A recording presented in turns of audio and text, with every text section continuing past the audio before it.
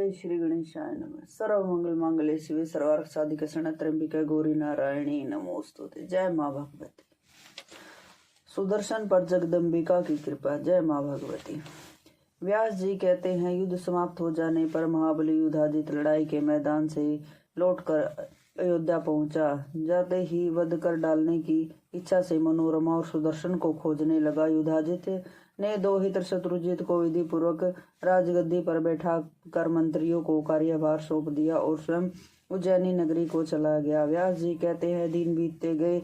जब वह राजकुमार सुदर्शन कुछ बड़ा हो गया, तब सब तरह से निर्भय होकर मुनि कुमारों के साथ खेल कूद में भी शामिल होने लगा। एक समय की बात है, एक मुनि कुमार माँ और हास्य स्वरूप में विदल को क्लिब इस नाम से पुकारा। इस क्लिब शब्द में जो क्लिंग का एक अक्षर है वह सुदर्शन को स्पष्ट सुनाई पड़ा और तुरंत याद हो गया। अब अनुस्वरहीन उस शब्द को ही वह बार बार रटने लगा। क्लिम यह कामबीज नामक भगवती जगदम्बिका का बीज मंत्र है। वही सुदर्शन के मन में जम गया।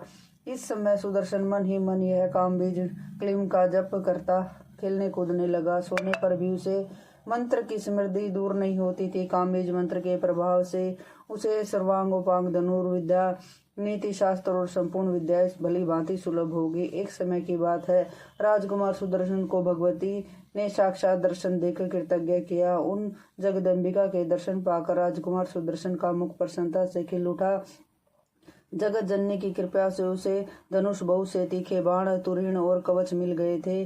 काशी नरेश की एक लाडली कन्या थी, उसका नाम शशिकला था। उस कन्या शशिकला ने सुना, समीप ही वन के मुनि आश्रम में कोई एक राजकुमार रहता है। सर्व लक्षण संपन्न वह राजकुमार सुदर्शन नाम से विख्यात है। शूरवीर होने के साथ ही वह ऐसा सुंदर है मानो साक्षात कामदेव हो। तब उसने मन में सुदर्शन को पति बनाने की इच्छा प्रकट की। उसी दिन आधी रात के समय स्वप्न में भगवती जगदम्बिका शशिकला के पास पधारी और उसे आश्वासन देकर स्वचित से वह वचन कहने लगी, सुदर्शन मेरा भक्त है, मेरी आज्ञा मानकर संपूर्ण कामनाओं को पूर्ण करने वाला वह सुदर्शन तुम्हारा होगा। बोलो भगवती मैया की जय। व्यास जी कहते हैं, राजकुमार सुदर्शन के कोई सहायक नहीं था, न उसके पास संपत्ति थी और न ही वह प्रसिद्ध शूरवीर था। केवल भगवती जगदम्बिका का काम बीज मंत्र उसके हृदय में बस गया था। उसी मंत्र के जप के प्रभाव से सुदर्शन को सिद्धि मिल गई।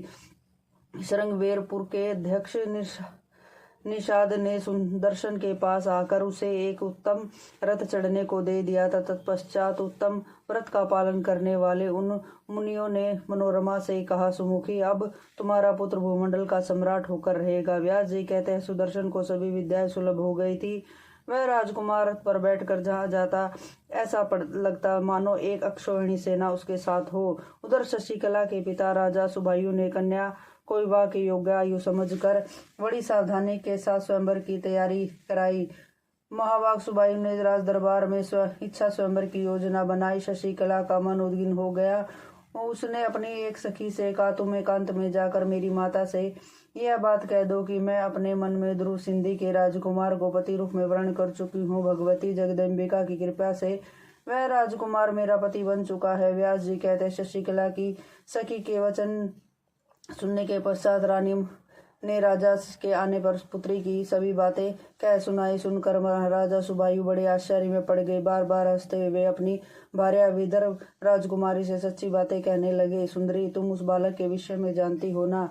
वह राज्य से निकाल दिया गया है। निर्जन वन में अकेले ही अपनी कन्या के पति होने का अधिकारी कैसे बना दूं?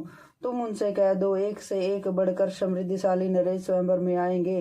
व्यास जी कहते हैं, राजन यह सुनकर शशिकला ने उसी क्षण एक ब्राह्मण को भारद्वाज ऋषि के आश्रम पर भेजा। उसे ब्राह्मण से प्रार्थना की कि आप इस प्रकार सुदर्शन के पास जाए जिससे मेरे पिताजी समाचार को न जान सके। सुदर्शन को मेरी ओर से ही कह दीजिए, मेरे माता पिता की सारी तैयारी स्वयंवर के लिए हो गई है, किंतु मैं तो बड़ी प्रसन्नता के साथ सब तरह से आपको पति रूप में वर्ण कर चुकी हूँ। इस प्रकार कहने के पश्चात दक्षिणा देकर शशिकला ने उस ब्राह्मण को भेज दिया। उसी ब्राह्मण ने शीघ्र ही भारद्वाज जी के आश्रम पर जाकर सुदर्शन को सारी बातें कह दी और फिर घर लौट आया। व्यास जी कहते हैं, राजन अपने पुत्र सुदर्शन को स्वयंवर में जाने की तैयारी करते देख उसकी माता मनोरमा के मन में महान कष्ट होने लगा। वह कहने लगी, पुत्र आज तुम कहाँ जाने की तैयारी कर रहे हो? अरे वह समाज तो राजाओं का है जिसने तेरे पिता को मार डाला। अब राजा भी स्वयंवर में आएंगे, वहां अकेले जाना असंभव है। वह तुम्हें भी मार डालेगा। सुदर्शन के ने कहा, कल्याणमयी माँ होनी तो होकर ही रहेगी। भगवती की कृपा से मेरे मन में तो भय का नाम तक नहीं है। व्यास जी कहते हैं, माता मनोरमा अत्यंत भयभीत होने के कारण कांप उठी। उसने कहा, बेटा मैं भी तुम्हारे साथ चलूंगी। वो कहकर वह अपनी दासी का हाथ पकड़कर रथ में बैठ गए। ब्राह्मणों ने आशीर्वाद दिया। सभी ने हर्षपूर्वक वहां से चल पड़े। रघुवंशी, सुदर्शन, मनोरमा और दया तीनों ही रथ पर चढ़कर समय अनुसार काशी पहुंच गए। उनके आने का समाचार पाकर वहां के राजा सुबायु ने उनका स्वागत किया। राजा युधाजित भी अपनी दोहित्र के साथ वहां पर आया था तथा अन्य पर्वतीय प्रांतों से बहुत से महान प्रतापी योद्धा स्वयंवर में सम्मिलित हुए थे। बोलो भगवती जगदम्बिका की जय। जय श्री राधे श्याम।